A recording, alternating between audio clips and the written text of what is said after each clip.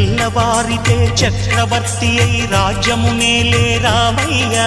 తండ్రి మాటకై పదవిని బదలి అడవులకేగెనయా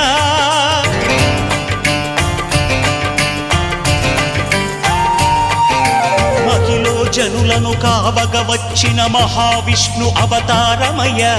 ఆలిని రక్కసుడపహరించితే ఆక్రోశించెనయా అసురుని త్రుంచి అమ్మను తెచ్చి అగ్ని పరీక్ష విధించెనయా సాగలి నిందకు సత్యము చాటగ కులసతినే విడనాడెనయ నా రాముని కష్టం లోకంలో ఎవరూ పడలేదయ్యా